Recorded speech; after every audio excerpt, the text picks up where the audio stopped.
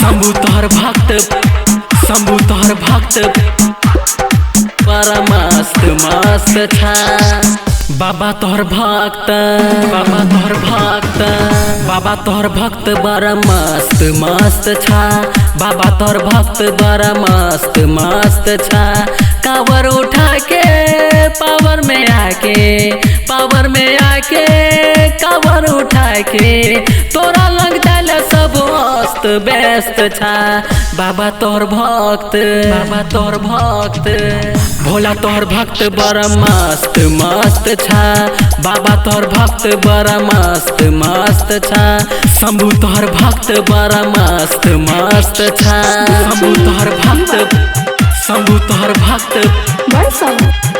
बड़ा मस्त मस्त छा सावन महीना छे मस्ती में जीना छे कान्हा पे कावर और देह में पसीना छे पसीना छे देह में पसीना बाबा के भक्त के जुनून देखली हा सुइया पहाड़ पे चढ़े तो देखली हा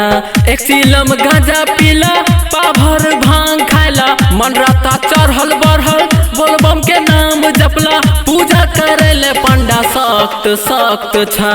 बाबा तोहर भक्त तोहर भक्त हो भोला तोहर भक्त सब मस्त मस्त छा भोला तोहर भक्त सब मस्त मस्त छा बाबा तोहर भक्त सब मस्त मस्त छा शंभू तोहर भक्त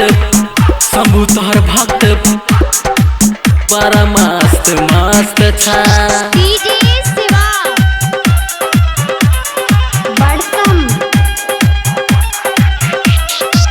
खाली हाथ आइला झोला भर के जाएबा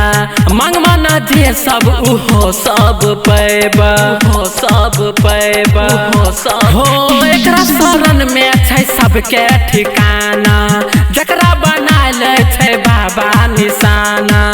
दुखिया के दुख हरे कोई ना एकरा से डरे जे भी शरण में आवे सबके ई कष्ट हरे दीपक भक्त जबरदस्त दस्त छा भोला तोहर भक्त भोला तोहर भक्त सोना तोहर भक्त बाबा मस्त मस्त छा सोना तोहर भक्त बाबा मस्त मस्त छा बाबा तोहर भक्त बड़ा मस्त मस्त छा कावर उठा के पावर में आके पावर में आके कावर उठा के तोरा लग जाले सब हस्त व्यस्त छा बाबा तोहर भक्त बाबा तोहर भक्त बाबा तोहर भक्त बड़ा मस्त मस्त छा भोला तोहर भक्त बड़ा मस्त मस्त छा बाबा तोहर भक्त बड़ा मस्त मस्त छा।